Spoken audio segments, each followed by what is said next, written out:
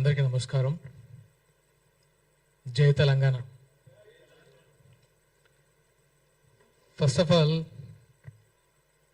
గత 3-4 రోజుల నుంచి గత వారం రోజులుగా జరుగుతున్న పరిణామాలు చూస్తే మనం తెలంగాణలో ఎవరిని ఇన్స్పిరేషన్ తీసుకోవాలని భయం వేస్తుంది. ఎవరైతే మేధావులు, ఎవరైతే మంచి విశ్లేషకులు, ఎవరైతే యువతకి ఒక మార్గదర్శకులు అనే వాళ్ళే ఇలా మాట్లాడుతుంటే నేను తప్పు చేశానా, వీళ్ళని ఇంకొక లెవెల్లో ఊహించుకున్నాను అనుకున్నాను. ఎందుకో కొంచెం బాధ కూడా అనిపించింది. ఈరోజు ఈ ప్రెస్ మీట్ పెట్టడానికి కారణం, ఇది ముగిద్దామా లేదా మీరు డిసైడ్ చేసుకోండి. పాషం యాదగిరి గారు, నేను మిమ్మల్ని ఎప్పుడు కలవలేదు, పేరు మాత్రం విన్నాను, చాలా గొప్పగా విన్నాను. కానీ నిన్న ఫస్ట్ టైం ఈ చూసిన తర్వాత నాకు మిమ్మల్ని గారు అనాలంటే నాకు నా మీద ఈయనేంటి ఇలా మాట్లాడాడు, అసలు ఏంటి ఈయన బ్యాక్గ్రౌండ్ ఏంటి, ఈయన మనస్తత్వం ఏంటి, ఈయన సీనియర్ జర్నలిస్ట్, విశ్లేషకులు, విద్యావేత్త, ఎంతోమంది తెలంగాణ ఉద్యమంలో ఎంతో మందిని చైతన్యవంతులు చేసిన ఆ పెన్ను ఇలా మాట్లాడుతుందా అని కొంచెం బాధేసింది. ఆయన మాట్లాడిన మాటలు మీ ఇంట్లో వాళ్ళకి ఒక్కసారి చూపించండి యాదగిరి గారు. మీ ఇంట్లో వాళ్ళు హర్షిస్తారని చెప్పుకుంటే నేను నిజంగా ఒప్పుకుంటాం.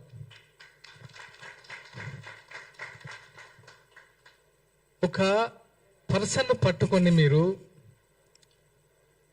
ఎలాంటి మాట్లాడారో ఒకసారి మీరు మాట్లాడిన వీడియో మీరే చూసుకొని సిగ్గుపడండి. ఒక్కసారైనా సిగ్గుపడండి. ఎందుకంటే ఇంకోసారి తప్పు చేయకుండా ఉంటారు. నేను పవన్ కళ్యాణ్ గారిని అభిమానో లేకపోతే నాయకుడిగా చెప్పట్లేదు. ఒక మనిషి గురించి మాట్లాడడానికి నోరా ఇంకేమన్నా? పాషం యాదగిరి గారు, మీకు తెలిసిన మీ మిత్రులు చాలా మంది మీ గురించి గొప్పగా చెప్పేవాళ్ళు. నేను నైట్ నుంచి సర్ప్రైజ్ ఇదా ఆయన గురించి చెప్పింది. సినిమా ఆర్టిస్టులకి సిగ్గు, నీతి, న్యాయం, శీలం అసలు ఏముండదా? ఏమనుకుంటున్నారు మీరు సినిమా ఆర్టిస్ట్ అంటే? ఒక్కొక్కరు జీవితాన్ని పలంగా పెట్టి ఆకలితో పస్తులుండి ఇక్కడ సినిమా ఆర్టిస్టులు అవుతున్నారు. అదే తెలంగాణ వ్యాప్తంగా. వాళ్ళందరికీ మీరు ఇచ్చేది ఇదా? వాళ్ళ సంస్కారం లేదా? నువ్వు యావత్ సినీ లోకానికి క్షమాపణలు చెప్పకపోతే నిజంగా నీకు మనశ్శాస్త్రి లేనట్టే. కనీసం నీ మనశ్శాస్త్రికైనా చెప్పుకో తప్పు చేస్తానని. ఎలాంటి మాటలు మాట్లాడతావు? గోదావరికని, లక్ష్మీపురం, మీరు ఏదైతే లెఫ్ట్ భావజాలం అంటున్నారో, మీరు ఇక్కడ ఆఫీసులో కూర్చొని మేము కమ్యూనిస్టులం అని పేపర్లు రాసుకుంటూ ఉత్తేజపరిచయం అనుకుంటున్నారో, అదే 25 సంవత్సరాల క్రితం లక్ష్మీపురం గుర్తుపెట్టుకుని పేరు విమలక్క గారికి తెలుసు. 20 సంవత్సరాలు జైలు గోడల మధ్య ఫ్యామిలీని, జైలు బయట మేము. అది మా మీరు పెన్నుతో చేశారు, మేము గన్నుతో యుద్ధం చేశాం. తెలుసుకోండి. మీకేంటంటే మీకు మీడియా ఉంది కాబట్టి మీ పేర్లు బయట వినబడతాయి.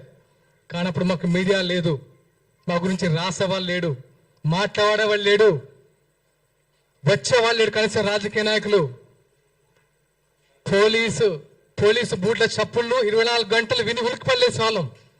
అలాంటి ప్లేస్ నుంచి వచ్చాం. మాకు కొత్త కాదు ఇవన్నీ. మీరు ఏదో గొప్పలు అనుకుంటున్నారు. లెఫ్ట్ అంతకు మించి చేసా. ఒకసారి కావాలంటే కనుక్కోండి. ఓకే, నాకు ప్రచార కార్యదర్శి అనే పదవి మొగలి రేకులు సీరియల్ ద్వారా నేను ఒక మంచి నటున్నాను, నాకు ప్రేమ వచ్చిందని ఇవ్వలేదు పవన్ కళ్యాణ్ గారు. నా బ్యాక్గ్రౌండ్ తెలుసుకొని, నాకున్న కమిట్మెంట్ తెలుసుకొని ఇచ్చాడు. గుర్తుపెట్టుకోండి. ఇక్కడ మేము తెలంగాణ బిడ్డలమే. మీరు మాట్లాడే ముందు ఇక్కడ నుంచి ఇది నేను ఈ రోజుతో ముగిద్దాం అనుకున్నాను. ఎందుకంటే ఈ ప్రెస్ ఇంకెప్పుడు జనాల్లోకి వెళ్తారు బాస్? మీరు ఇంకెప్పుడు ప్రజా సమస్యల మీద మాట్లాడతారు? సిగ్గుంతా? రైతుల అకాల వర్షంతో పంట తడిసి గుండెలు బాదుకుంటూ రోడ్ల మీద వచ్చి దాణే వేస్తుంటే ఇక్కడ మీరు ప్రెస్ మీట్లు పెడతారా? వాళ్ళ గురించి ఆలోచించారా? ఈ రోజైనా పవన్ కళ్యాణ్ ఆలోచించాడు. ఈ రోజు కదా, ఆ రోజు కౌలు రైతులకి సొంతమని ఇచ్చాడు. ఆ రోజు ఒక్క డబ్బు నుంచి డబ్బులు తీశాడా? చెప్పండి. ఈరోజు ఎంతమంది రైతులు రోడ్డు మీద పడ్డారు. రైతు అనేవాడు పంటేసినప్పటి నుంచి ఎరువులు దొరక్క, రుణాలు దొరక్క, అతి కష్టం మీద పంట తీస్తే ఆ పంట నెల రోజుల నుంచి కళ్ళాల మీద పడిగాపులు కాస్తూ అరే ఎప్పుడు వర్షం వస్తా అని గుప్పిట్లో పెట్టుకొని ఉంటే వీళ్ళు వాళ్ళని పడుచుకోకుండా ఈ సొల్లు మీటింగ్లు పెట్టేసి పవన్ కళ్యాణ్ ఒకరు దొరికారు కదా, మనకు మంచి ఫేమ్ వస్తుంది, మంచి మైలేజ్ వస్తుంది, ఈరోజు ఇంతమంది వచ్చి మాట్లాడతారని సొల్లు మీటింగ్ పెడతారా మీరు? ఇదే మీరు తెలంగాణలో ఫైట్ చేసే విధానం. ప్రొఫెసర్ నాగేశ్వరరావు గారు చాలా వీడియోస్ చూశాను మీది, ఒక మంచి విశ్లేషకులు అనుకున్నాను, కానీ ఎందుకో తగ్గించుకున్నారు గౌరవం. మీకు ఎందుకండి? మీరు అన్ని పార్టీలు సేమ్, మీ ముందు మీరు అన్ని పార్టీ నాయకులు మీకు రెస్పెక్ట్ ఇస్తారు. మీరు ఆ ఒక్క మాట తొలిలారు, సంస్కరించుకున్నారు, అయిపోయింది. దాంతో మళ్ళీ రౌండ్ టేబుల్ మీటింగ్ అని నలుగురు రెచ్చగొడితే వచ్చేసి అసలు పవన్ కళ్యాణ్ గారు కుల ప్రస్తావన తీస్తారా? తీయండి, ప్రూఫ్ ఇవ్వండి. నిజంగా మీ ఇంటికి ఆంధ్ర పోలీసులు వచ్చారా? చెప్పండి. ఆంధ్ర పోలీసులు వస్తే రుజువు చేయండి. మీరు వచ్చారని ప్రూవ్ చేయండి, మేము తలదించుకుంటాం. మీ ఇంటికి పోలీసులు ఎందుకు వచ్చారో మీకు తెలియదా? నేను విన్నదైతే ఎవరో ఏదో యూట్యూబ్ ఛానల్లో చూశాను, 10 TV ఇష్యూలో సంథింగ్ అని. దాన్ని ఆంధ్ర పోలీసులు వచ్చారు అరెస్ట్ చేయడానికని ఒక ప్రోగ్రాం పెట్టి విద్వేషాలు రెచ్చగొట్టి అవసరమా? మీరు యువతకు మార్గదర్శకులు అనుకున్నాను, కానీ ఇలా దిగజారుడుతనం చేసి దిగజారడం అంటే నాకు తెలిసి ఇలా ఈ టైంలో యువత కూడా ఇలాంటి చెత్త మాటలు మాట్లాడట్లేదు. సొఫిస్టికేటెడ్గా ఉంటున్నారు, అంబిషియస్గా ఉంటున్నారు. ఏవి నీళ్లు, నిధులు, జ్ఞాపకాలని 12 సంవత్సరాల తెలంగాణ ఏమైందని ఒకసారి ప్రశ్నించారా? విగ్రహాలు పెడుతున్నారు, ఎన్టీఆర్ విగ్రహాలు పెడుతున్నారని గొడవ చేస్తున్నారు కదా. టీఆర్ఎస్ హయాంలో చాలా విగ్రహాలు పెట్టారు కదా, అప్పుడు ఎందుకు ప్రశ్నించలేదు? అప్పుడు ఎందుకు నోరు లేవలేదు? అదే స్వయంగా కేటీఆర్ గారి పేరే ఎన్టీఆర్ తారక రామారావు పేరు పెట్టారు, మార్చేస్తారని మార్చారు కదా. ఇది కాదు కదా. సమస్యల మీద ఫైట్ చేయండి. మీరు ఫైట్ చేస్తే మేము వస్తాం, మేము వెనుక ఉంటాం, మీ ముందుగా మేము వెనుకుంటాం. అరే ఫైట్ చేస్తున్నారు వీళ్ళు, వెనుక మనం ఉందామని. లెఫ్ట్ భావం ఇది కాదు కదా. లెఫ్ట్ పోవాలంటే ఇలా తిట్టడాలా? గుర్తుపెట్టుకోండి, మొన్న మున్సిపల్ ఎన్నికల్లో, ఇది గుర్తుపెట్టుకోండి, మున్సిపల్ ఎన్నికల్లో రాష్ట్ర వ్యాప్తంగా జనసేన పోటీ చేసినప్పుడు అన్నీ తిరిగాను. గోదావరి పరిసర ప్రాంతంలో ఎల్బీ నగర్లో ఒక్క కమ్యూనిస్ట్ గెలిస్తే నా ఫస్ట్ ఫోన్ ఆ కమ్యూనిస్ట్కి ఫోన్ చేశాను. అతని పేరు సూర్య. అది నేను ఎవరికి ఫోన్ చేయలేదు, కాంగ్రెస్, టీఆర్ఎస్, బీజేపీ. ఒక కమ్యూనిస్ట్ పార్టీ గెలిచిన యువకుడు, అరే ఈ టైంలో ఇంత ఉందా, ఇంత అంబిషియస్ గా ఫైట్ చేస్తున్నాడు, ఎవరా యువకుడు అని చెప్తే అతని పేరు సూర్య. అతని ఫస్ట్కి వెళ్ళి నేను ఫోన్ చేసి మాట్లాడి నేను అప్రిషియేట్ చేసిన మొదటి వ్యక్తిని. అది నాలో ఉన్న కమ్యూనిస్ట్ రక్తం. మీలో ఉంది కమ్యూనిస్ట్ రక్తం కాదని నా ఫీల్. ఎందుకంటే ఇలా తిట్టొద్దు. ఇలా తిట్టుకుంటూ కొట్టుకుంటూ ఏం సాధిద్దాం తెలంగాణలో? ఏముంది ఇప్పుడు సిచ్యువేషన్? తెలంగాణలో ఏమైనా ఉందా, మిగిలిందా? ఎవరైనా సంతోషంగా ఉన్నారా? యువత సంతోషంగా ఉందా? వాళ్ళ ఉద్యోగాల సిచ్యువేషన్ ఆలోచించారా? మొన్న ఆర్టీసీ కార్మికులు సూసైడ్ చేసుకుంటున్నాయి కదా, వాళ్ళ సంతోషంగా ఉన్నారా? రైతులైతే వాళ్ళ బాధ వర్ణాతీతం. ఎరువులు దొరక్క, పంట చేతికి వచ్చిన తర్వాత నీట మునిగి, రైతు బంధులు లేక, రుణమాఫీ కాక, ఇన్ని సమస్యలు పెట్టుకొని మీకు పన్నీ పాట లేక రౌండ్ టేబుల్ సమావేశాలు పెట్టి ఏం చేశారా మీ జేబులో నుంచి? పవన్ కళ్యాణ్ గారు ఏం చేశారు మీకు తెలియదా? ఈ రోజు కాదు, 2009లో ఎక్కడో ఆదిలాబాద్ తాండాల్లో మంచినీటి సౌకర్యం కల్పించాడు. అప్పుడు మీరేం చేశారు? ఎక్కడున్నారు మీరు? ఎన్నో దాన ధర్మాలు చేశారు ఆయన. దాన ధర్మాలు కూడా అన్నాను. ఆయన ఒక మనిషి కష్టాల్లో ఉండంటే చేతికి ఎంత ఇస్తారు. అదే నైజం. ఊరికే మేము అట్రాక్ట్ కాము, సినిమాల వల్ల అట్రాక్ట్ కాలేదు బ్రదర్. ఆయన సినిమాలు చూసేవాడు అట్రాక్ట్ కాలేదు జన సైనికులు. ఆయన వ్యక్తిత్వం, ఆయనకంటే పెద్ద హిట్ ఇచ్చిన సూపర్ స్టార్లు ఉన్నారు, వాళ్ళకి ఇంతమంది ఫ్యాన్స్ లేరు. ఎందుకు? ఆయన వ్యక్తిత్వం. ప్రతి వాడికి సమన్వయం. ఆయన ఒక ఆకలి చూస్తే, ఒక ప్రొడక్షన్ బాయ్ సరిగా అన్నం తినపోతే ఫస్ట్ అతనికి పెట్టి తర్వాత దాన్ని పెట్టించుకునే టైపు. అది తెలుసా మీరు ఆయన గురించి? ప్రతి ఒక్కరూ ఆయన గురించి మాట్లాడితే కనబడిపోతాం సోషల్ మీడియాలో. మన గురించి ఇలాంటి మేము వచ్చి మా బాధ పడి ఇంకా చెప్పాలి. ఎందుకంటే ప్రతిసారి మీరు అబద్ధాన్ని చెప్పుకుంటూ పోతే ఇంకా నిజం చచ్చిపోతున్న భయంతో మేము వచ్చి ఇక్కడ కూర్చొని అది కాదురా బాబు ఆయన ఇది ఇది ఇది ఇది అని చెప్పి చెప్పి చెప్పి ఇంకెక్కడ ఫైట్ చేస్తాం ప్రజా సమస్యల గురించి. రెచ్చగొట్టద్దు బాస్, ఎనఫ్ ఎనఫ్. మాకు సహనం ఉంటుంది.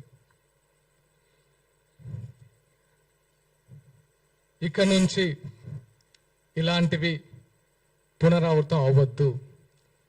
ఇది ఈరోజు ముగిద్దాం ప్లీజ్ ప్లీజ్. ఇంకా ఇలాంటి పవన్ కళ్యాణ్ని హైదరాబాద్ రాకుండా అడ్డుకుంటాం. ఎవరికైనా దమ్ముందా? మీకు దమ్ముందా చెప్పండి, తెలుసుకుందామా? ఆపగలరా? మీకు రాజ్యాంగ విలువలు తెలుసా? రాజ్యాంగ హక్కులు తెలిసే మాట్లాడుతున్నారా? తెలంగాణలో జనసేన పార్టీ చాలా బలంగా ఉండబోతుంది. ఖబర్దార్ గుర్తుపెట్టుకోండి. మేము ఇప్పటి వరకు చాలా ప్లీజింగ్గా కూడా కాదు, అరే మా కళ్యాణ్ గారు నేర్పిన సంస్కృతి అంటే తగ్గాలి, మనం తగ్గుదాం. కానీ మేము ఎదురు తిరగాల్సి వస్తే మాత్రం నిజంగా తట్టుకోలేరు బాస్, తట్టుకోలేరు. అది గుర్తుంచుకోండి. మరొకసారి చెప్తున్నాను, విమలక్క గారికి మనస్ఫూర్తిగా థ్యాంక్స్ చెప్తున్నాను. ఎందుకంటే నేను వచ్చేటప్పుడు అమ్మతో మాట్లాడాను. అమ్మ ఏంటిది ఇలాంటి సిచ్యువేషన్ క్రియేట్ అయింది, ఇలా కాదు కదా. తెలంగాణలో మీరందరూ మాకు ఒక మార్గదర్శకులు, మీరే ఇలా మాట్లాడితే మేవరిని మార్గదర్శకంగా తీసుకోవాలి అని అడిగాను. ఆ మంది చిన్న అప్పుడప్పుడు దొరుకుతుంటాయి, దీన్ని ముగింపు పలకండి అని. అమ్మ మీకు ఇచ్చిన మాట ప్రకారం ఈరోజు నేను ముగిద్దాం అనుకుంటున్నాను. మీరు కూడా దయచేసి ముగించాలని కోరుకుంటున్నాను. అండ్ ముఖ్యంగా మీడియా మిత్రులకి కృతజ్ఞతలు తెలపాలనుకుంటున్నాను. ఎందుకంటే మా భావ ప్రకటన స్వేచ్ఛ కూడా మీరు 10 మందికి చూపించినందుకు మీకు మనస్ఫూర్తిగా కృతజ్ఞతలు.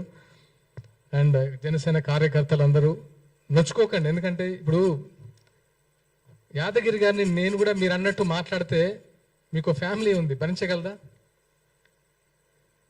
ప్రొఫెసర్ నాగేశ్వరరావు గారిని మీరు భరించగలరా మీ ఇంట్లో వాళ్ళు? మరి పవన్ కళ్యాణ్ గారి ఫ్యామిలీ ఎన్నిసార్లు భరించాలి సార్? ఎంతమంది భరించాలి? అక్కడ ఏపీలో వాళ్ళైతే నోరు పెట్టలేము, తెలిసిందేగా. ఇంకెంతకాలం భరిస్తాడు ఆయన కూడా సహనం ఉంటుంది కదా. ఇంకానా 3 పెళ్ళిళ్ళు 2 పెళ్ళిళ్ళు ఏంటి బాస్? ఇంకా ప్రపంచంలో ఎవరికి సిచ్యువేషన్స్ వల్ల అవ్వట్లేదా? ఆయన ఏమన్నా రాజ్యాంగ విరుద్ధంగా చేశారా?